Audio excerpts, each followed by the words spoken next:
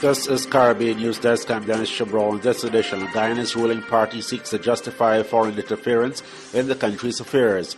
Caribbean Airlines investigating near collision at New York's JFK International Airport. Cuba and the United States to hold high-level talks about removing diplomatic sanctions. St. Kitts and Nevis puts government under fire for a demarcation of constituency boundaries. A British businessman convicted for forgery after his fund in the British Virgin Islands collapses. And deaths from non-communicable diseases reach epidemic proportion. Details coming up. We are one Caribbean, one people, one nation. In the same destiny, so separated we are. As one, let's come together. One market economy. Caribbean is how it should be. Let's support, carry on.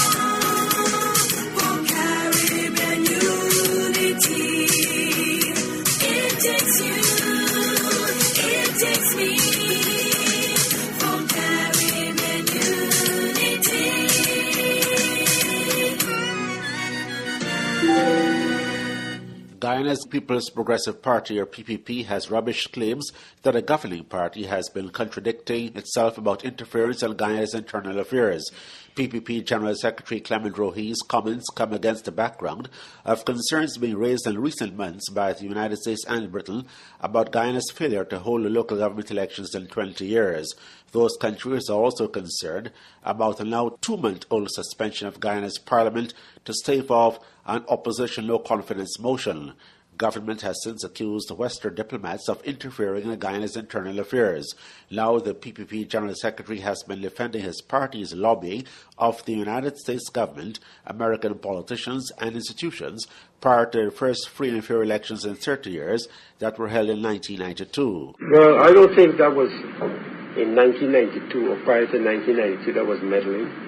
If it was meddling, it was justified meddling. Because in those days you had an undemocratic regime that held on to political power by rigged elections. Everybody knows that.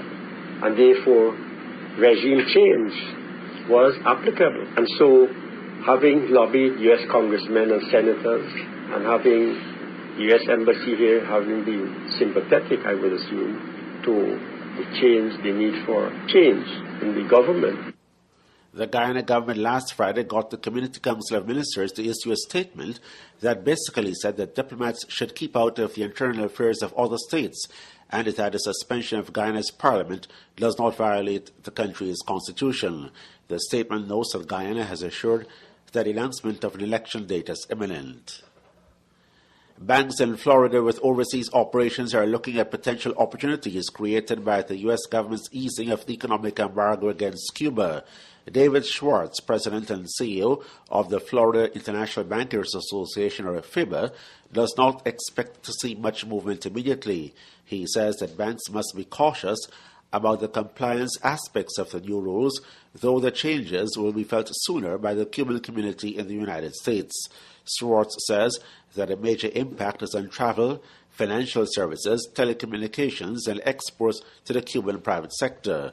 The Bankers Association boss says that Florida banks see in the easing of the 5-decades-old U.S. embargo a door to evolution and opening that will help Cubans access new telecommunications technologies and systems for the use of debit and credit cards. The Treasury and Commerce Departments released the updated rules almost a month after President Barack Obama announced on December 17 first steps to normalize relations with Cuba after more than half a century of estrangement. The first U.S. government delegation to travel to Havana since the announcement of the normalization of relations will discuss eliminating restrictions on diplomatic activity as a first step towards the reopening of embassies. U.S. government officials said Monday in a teleconference that during her visit to the island this week, the Assistant Secretary of State for Western Hemisphere Affairs, Roberta Jacobson, will seek to speed up the pace of normalization announced on December 17 by Washington and Havana. The talks will be held on Wednesday with an exchange on migration, continuing a process that began in the mid-1990s. On Thursday, Jacobson and her team will talk about the mechanics of restoring bilateral diplomatic relations more than 50 years after Washington severed ties. U.S. officials said Washington wants to discuss an end to impediments on diplomatic careers, access for Cubans to the U.S. interest section in Havana, the accreditation of new diplomats, and an end to restrictions limiting the movements of U.S. diplomats on the island. U.S. sources said it is difficult to predict which additional issues the Cuban side will bring to the discussions, and cautioned against expecting too much from the high-level contact in decades. Jacobson also plans to try to meet with members of Cuban civil society and with dissidents during her historic visit to Havana. As St. Kitts and Nevis prepares for a general election in the coming weeks, a group of civil society organizations is roasting the incumbent government for manipulating the system to regain power at all costs. The St. Kitts and Nevis Chamber of Industry and Commerce, St. Kitts Christian Council, St. Kitts Evangelical Association, and the St. Kitts Small Business Forum are objecting strongly to the process through which the change to the constituency boundaries was rushed through Parliament in an emergency session last Friday. The civil society organizations noted that the opposition was denied the right to speak during the debate, and several parliamentarians received a late notice while others were never notified about the emergency sitting of the House. According to the civil society group, the Prime Minister never explained to the public the reasons for the changes to the constituency boundaries.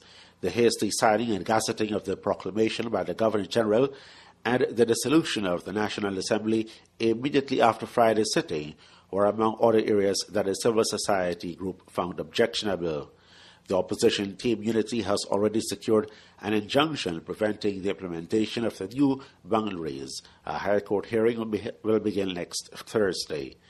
A British businessman has been convicted in a London court for the multiple counts of forgery and fraud 6 years after his rogue investment fund in the British Virgin Islands collapsed. Duped investors lost an estimated $530 million in the fund called Weavery Capital. The court heard that Peterson created $600 million of bogus swap contracts between the Weavering Macro Fixed Income and Weavering Capital Fund, a near-worthless company based in the British Virgin Islands, which macro fund investors said he did not make clear was also under his control. The UK Guardian reported that Peterson will be sentenced on Friday and is likely to face years behind bars. He continues to insist that he had been following a complex but legitimate trading strategy which his creditors and the courts had failed to understand. Seemingly valuable trades with WCF masked disastrous trading right from the first month of the macro fund's inception in 2003 and up to its collapse in 2009. Meanwhile, Peterson paid himself a total of £7 million over the period. While investors eventually lost an estimated $530 million, there is no suggestion that Peterson salted funds away.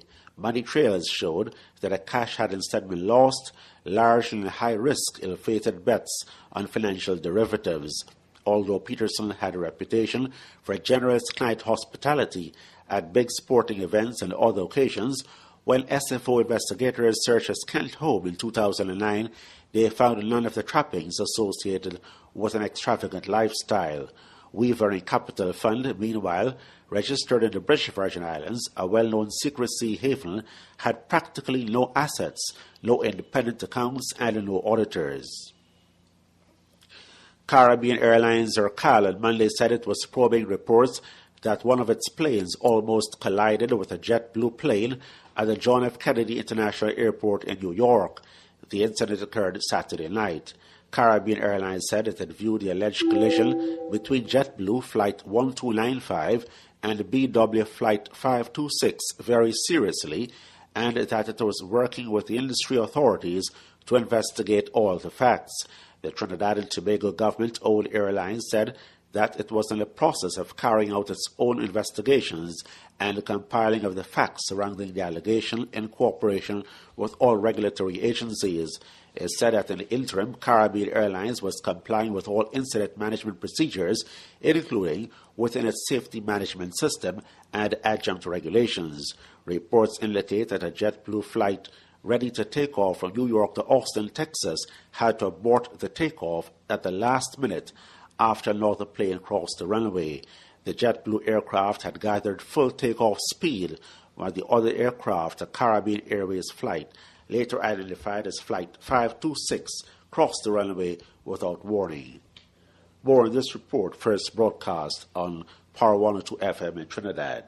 That a miscommunication between pilot and air traffic control nearly led to a collision at JFK. The focus now of the FAA investigation is on why the pilot never heard tower instructions to stop. German 1295, clear takeoff. Having been given clearance, passenger-packed JetBlue Flight 1295 headed full throttle down JFK's runway. At about the same time, Caribbean Airways Flight 526 had just landed. Air traffic control gave it instructions to hold short, meaning to stop before crossing the active runway. 526, hold short, right? The Caribbean pilot never answered because, as we've learned, he was on the wrong frequency and never heard tower instructions to stop, nor repeated calls from the tower. 526, stop. Caribbean 526, Caribbean 526. Flight 526 rolled across the runway as the JetBlue plane neared top takeoff speed. Fortunately, the JetBlue pilots saw the other plane crossing in the night and slammed on their brakes. CARICOM and the rest of the world are still reeling from the effects of non-communicable diseases. These diseases include diabetes, hypertension, and heart ailments. The World Health Organization says that deaths from common illnesses, known as non-communicable diseases, are said to be at epidemic levels. It says that urgent action is needed to prevent 16 million people dying prematurely before the age of 70 from diseases including heart and lung disease, stroke, cancer, and diabetes. WHO recommendations contained in a new report encourage governments to meet agreed health targets by 2025. Low and middle income countries are worst affected, but the UN agency says that rich countries could also benefit from putting in place cheap measures outlined in its report. Daniel Johnson reports. Chronic, slow-burning diseases are at epidemic levels and risk swamping countries unless they do something about it, UN experts warned Monday.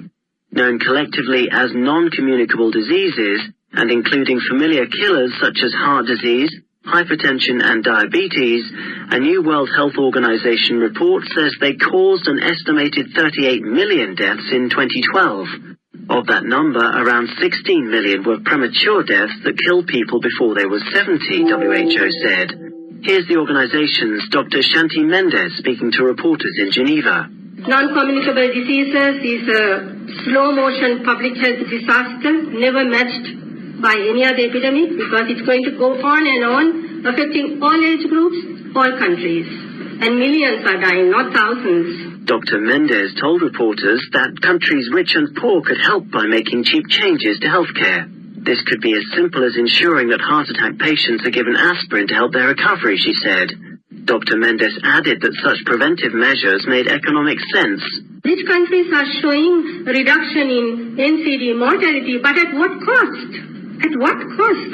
Most of what can be done in primary care, some of those countries are doing in tertiary care with very, very expensive procedures being used. So all countries need to do better. The new WHO report highlights how the problem of non-communicable disease affects low and middle-income countries the most.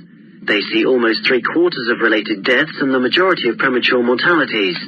World Health Organization Director General Margaret Chan has urged all countries to work harder if they're serious about meeting targets to reduce premature deaths by up to 1/4 by 2025. Dr. Mendez dismissed the argument used by some critical of proposals to tackle chronic diseases. One of the arguments that were thrown at NCDs some time ago was that, well, people have to die of something, so they die of NCDs. I mean, if you are 90, yeah, maybe. But when you are 60, definitely not. Particularly when you have interventions to prevent the death. The UN Health Agency estimates that low and middle-income countries who fail to act stand to lose a staggering $7 trillion between 2011 and 2025. Daniel Johnson, United Nations. And that's it for this edition of Caribbean News Desk. Thanks for joining us. I'm Dennis Chabral. Do have a great rest of the day.